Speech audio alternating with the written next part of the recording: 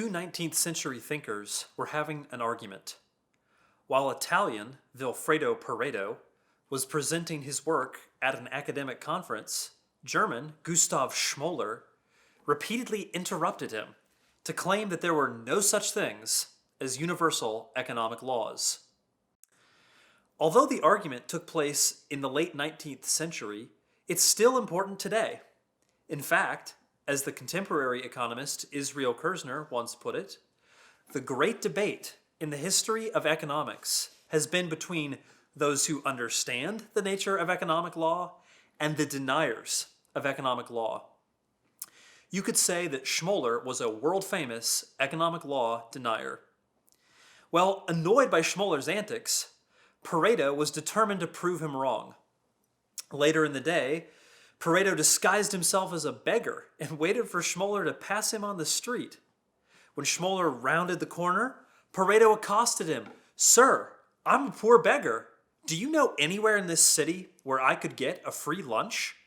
Schmoller replied, "Dear sir, I know of many places where you may have a lunch for very cheap, but there is no place where a lunch may be had for free."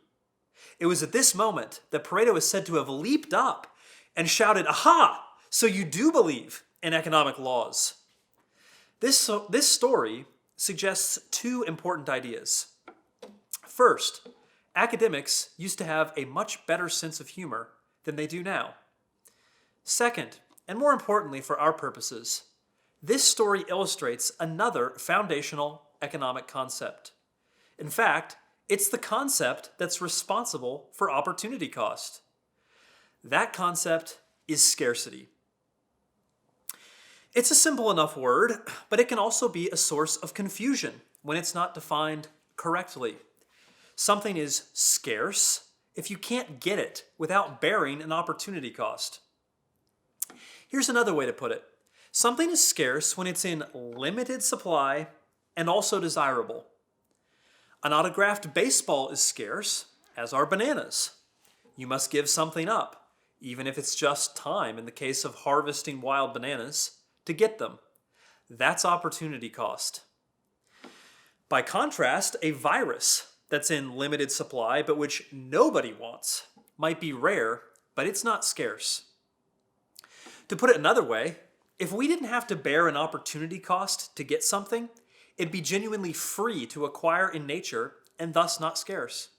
Clean air in most places isn't scarce, but it is in Los Angeles or while scuba diving. Now here's the important part about scarcity for today's lesson. Scarcity is why there's no such thing as a free lunch. When something's scarce, there will always be some way of allocating it among all the competing uses for it. For example, beachfront real estate is both in limited supply and it's also highly desirable. There are competing uses and users for beachfront real estate. It's scarce. Therefore, there will be some system for deciding who gets to use the real estate and for what purpose.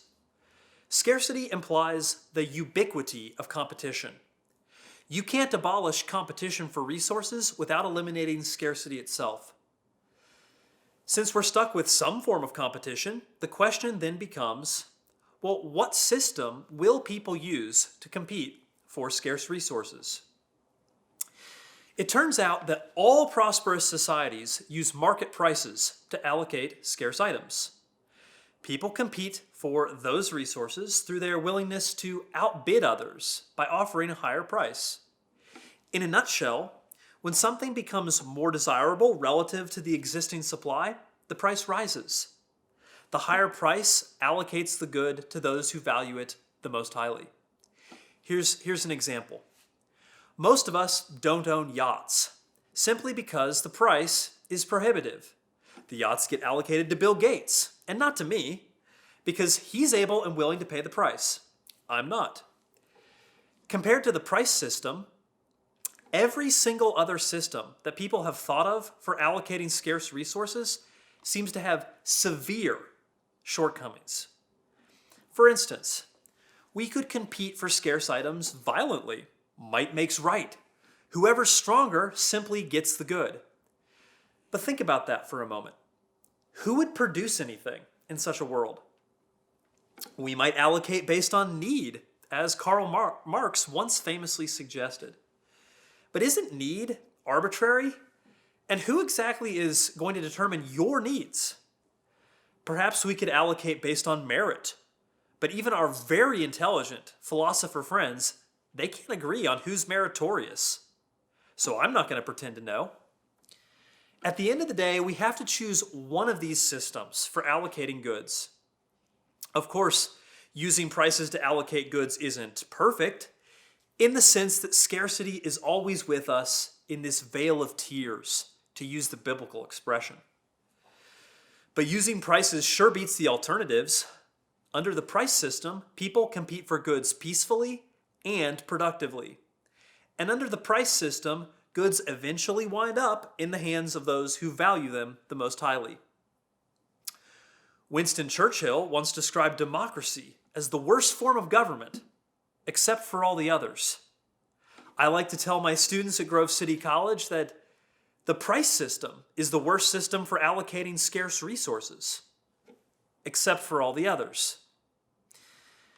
Now, economists praise for prices notwithstanding, many people believe that we could make goods more available if we could simply force the price lower. In other words, maybe the price is the only thing preventing us from having a free lunch.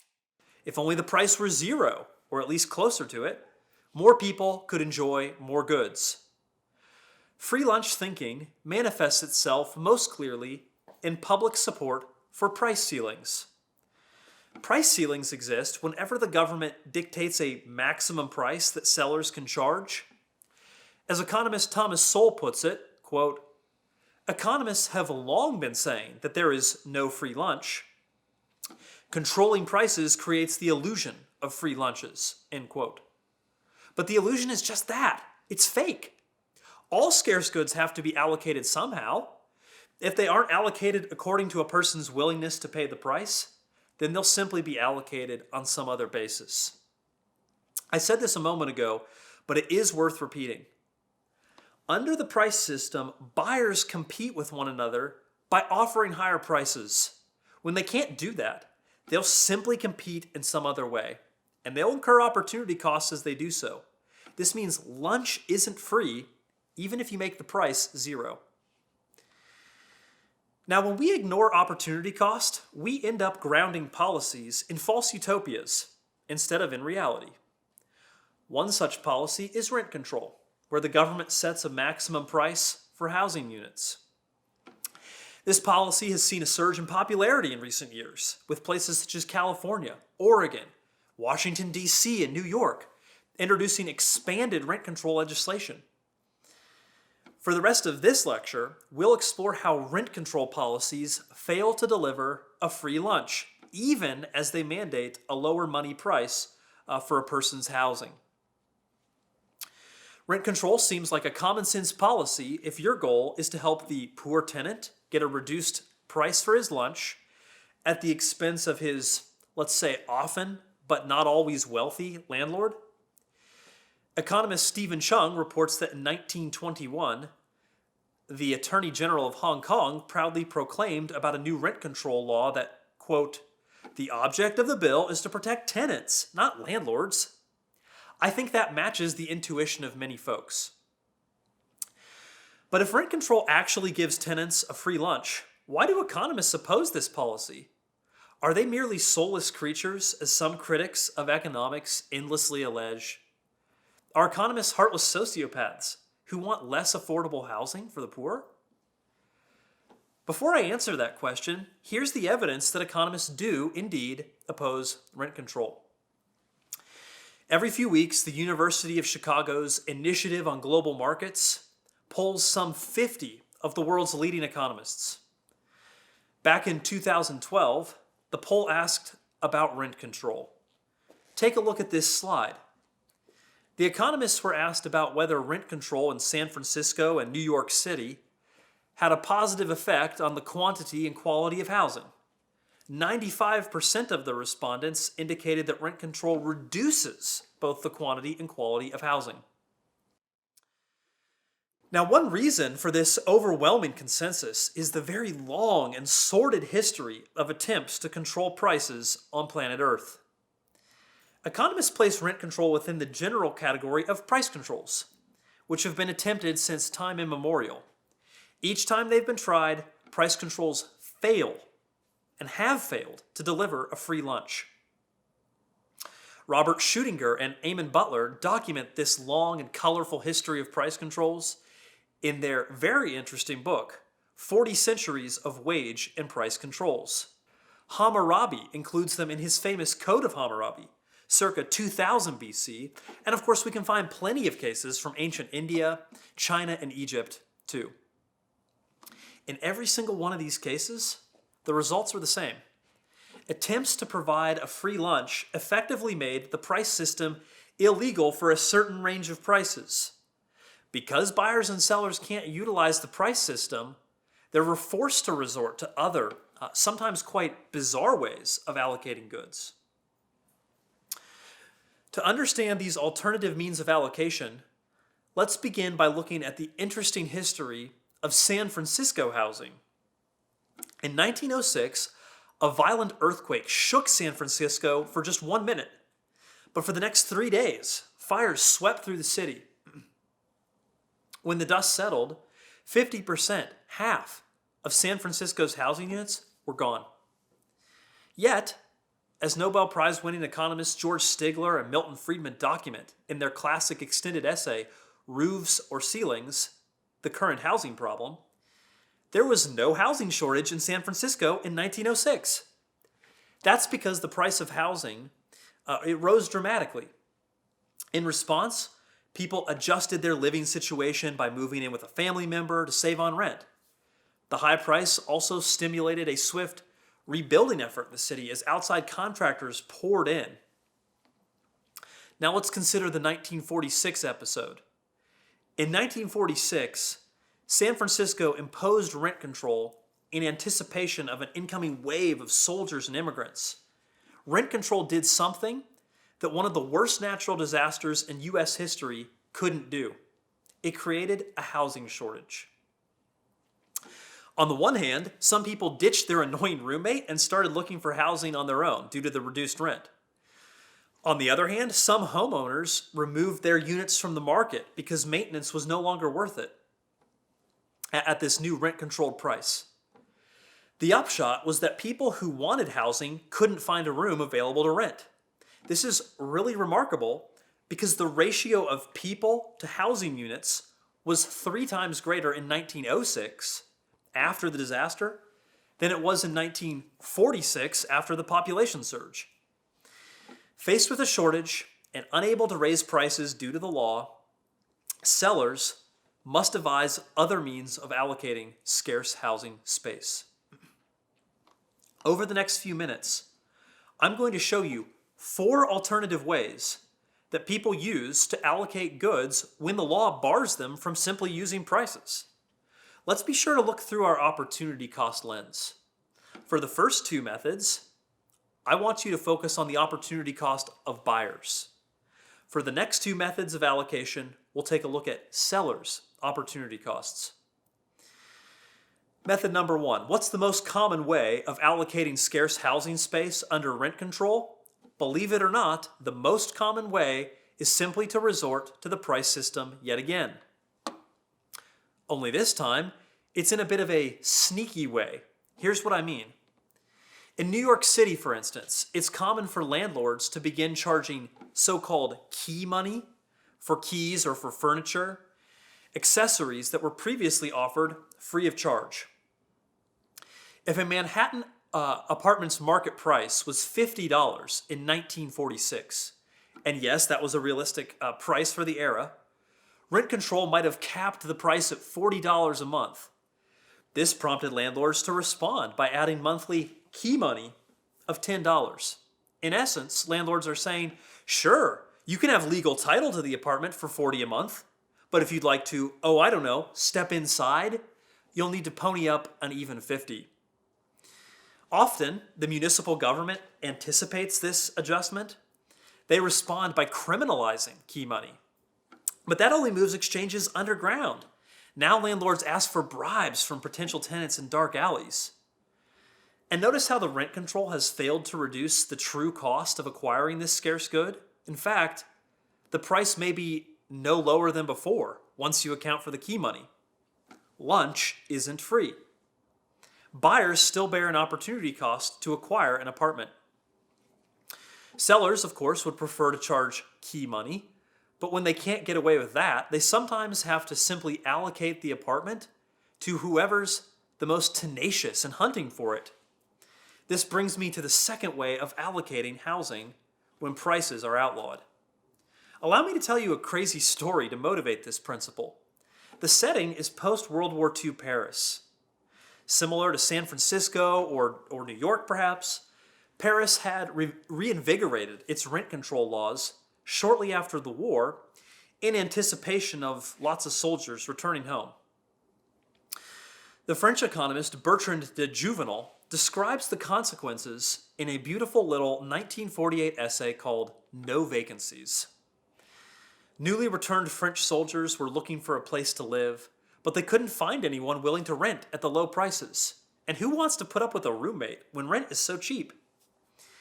Now here's the craziest part of the Parisian episode. De Juvenal reports that many French soldiers' wives began stalking the oldest, sickest Parisians they could find. They'd carefully observe their daily routines from a distance and then stalk them back to their residences. On the first day that a stalker noticed one of the elderly folks she was stalking had failed to show up to his favorite cafe at the usual time, she'd make a phone call to his apartment and ask them to check the room of the old man on the assumption that he'd passed away.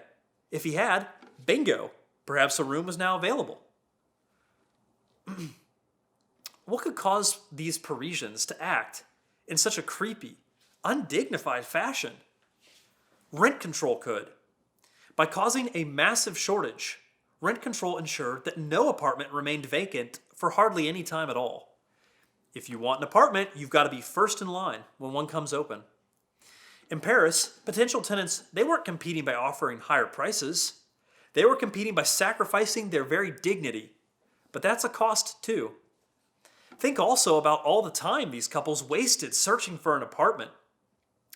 The apartment hunters were sacrificing other valuable goals they might want to pursue.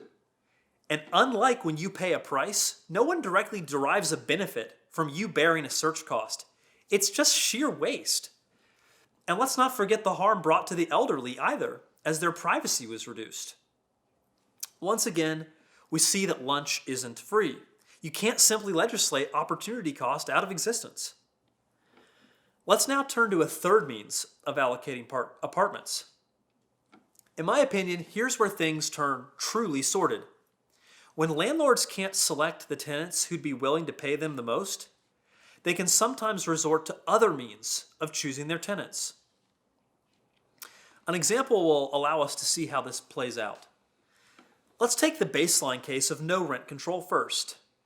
When there's no rent control, a landlord facing 100 potential tenants for just a single room will simply raise his price and let the room go to whoever the highest bidder is. But rent control removes that option. So how does the landlord pick among the 100 applicants when rent control constrains him?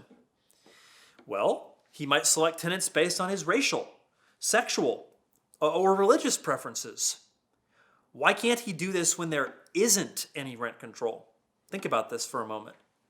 Well, of course he can, but there's a high opportunity cost. He risks the apartment sitting empty when he discriminates against someone for an arbitrary reason, and that means no rental income from that unit. Contrast that with the rent control case. When there's a housing shortage, the landlord can discriminate based on his, idiosyncratic tastes, because there will always be another person wanting to rent. And that next person might have the skin color that he prefers. Under rent control, the landlord's not risking a vacancy when he acts like a bigot. Now here's a key point. Rent control, of course, it doesn't make people racist, but it does lower the opportunity cost of behaving in a racist fashion. And we have good empirical support for this idea from the economist Sven Reidenfeld, who examined rent control in the Swedish housing market. Reidenfeld shows that couples with children had a more challenging time finding housing after rent control was imposed. Apartments went to childless couples and to singles. Why? Well, all else equal, it's easier to have childless couples because they're not drawing on your walls with crayons. Since a landlord can have his pick of potential tenants, he tends to choose the easiest to house, which include childless couples. The fourth means of allocating without prices is perhaps the hardest to see without your economic eyeglasses. Here it is in brief. Landlords can simply let the quality of their housing adjust until it matches the new, lower price they're being forced to charge. How does this happen? Well, rent control does not just lower the opportunity cost of landlords' discrimination, it also reduces the opportunity cost of being an overall bad landlord and steward of the apartment building. Under rent control, we often observe landlords delaying or even foregoing maintenance altogether. In other words, sometimes the attempt to give tenants a free lunch only causes the size of their lunch to shrivel. Tenants do pay less, sure, but they also walk away with an empty stomach, to stick with our free lunch analogy that we've been using. Why can't the landlord ignore maintenance to save upkeep costs when there's no rent control? Well, again, just as in the case of discrimination, he could. But there's an opportunity cost to ignoring maintenance when there's no rent control. The landlord risks losing tenants to the well-maintained apartment that's across the street. Rent control, though, creates a housing shortage. Even if the landlord's not that responsive to tenant demands, there's always a long line of people waiting for an apartment. Once again, he doesn't risk vacancy by foregoing maintenance. Think about it this way. Suppose the lock on your apartment door breaks. You put in a maintenance request. The landlord responds with something like, "Listen, buddy, if you're not happy here, I've got 100 other folks who'd be happy to take your place tomorrow." And then he takes his good old sweet time. Your lock stays broken for a month. When rent control is particularly severe, landlords will sometimes abandon the dwelling altogether, leaving a path of destruction in their wake. For example, in New York City, after rent control was imposed, rates of arson in apartment complexes skyrocketed. So heavy were landlords' losses from rent control. There are other cases of landlords disappearing entirely to assume a new identity in the Caribbean. For some landlords, that's preferable to owning housing in a rent-controlled environment. And when landlords flee, maintenance it's entirely abandoned. This has often led to instances of the apartment building eventually collapsing into a heap of rubble. Economist Assar Lindbeck observed that, quote, "Rent control appears to be the most efficient technique presently known to destroy a city, except for bombing it." Inspired by Lindbeck's observation, economists Edgar Olson and Walter Block edited a book titled Rent Control, Myths and Realities that included a series of pictures of destroyed apartment buildings. They asked their readers to guess whether the ruins were a result of bombs or rent control, with answers provided at the end of the book, of course. I want to see how you do. Here's the first slide. This first one here, well, that's rent control in the Bronx. Pretty amazing. But what about this one? That's bomb damage. Here's the next one. Bomb damage again. Finally, take a look at this rubble. That's rent control. You get my point. There's really no good way of distinguishing between bombs and strict rent control other than that bombs are probably preferred by those particularly impatient to destroy a city. Okay, hopefully you've gotten today's message. Lunch isn't free. You can't make it free by simply passing a law. But sometimes politicians sort of half understand this point, and they pass a more, let's call it, sophisticated rent control ordinance that allows landlords to raise their rent by, say, 10% every time they get a new tenant. Let's call this a graduated rent increase scheme. Now, politicians see this as the best of both worlds. Give tenants a free lunch, but don't drive landlords to adopt a new identity in the Caribbean. But this doesn't work either. This provision only introduces conflict to the landlord-tenant relationship where it didn't exist before. Landlords now want a high turnover rate so that they can continue increasing their rents. This type of rent control stipulation raises the landlord's opportunity cost of keeping tenants happy in their units. As a result, the law gives landlords an incentive to pack their leases with small print and to stringently enforce those terms. For example, they might prohibit any pets. That's pretty common for lease agreements, but it's not always enforced. You can sure bet it'll be enforced under the graduated rent increase scheme because the opportunity cost of not enforcing it is very high. Under the graduated rent increase scheme, there are instances of landlords hiring neighborhood children to snoop on tenants. Landlords want to determine if a tenant might be, harboring a cat in violation of the lease agreement, or maybe some goldfish even. If the kids can get photographic evidence, all the better. And when the evidence is presented, landlords respond swiftly by kicking out the first tenant, replacing him, and then increasing the rent. Economist Stephen Chung, who I mentioned earlier, examining Hong Kong's experience with rent controls, noticed that landlords there even went to extremes, such as removing windows during monsoon season in an attempt to force their tenants to leave. Of course, this behavior is exactly the opposite of what we tend to observe in a market without rent control.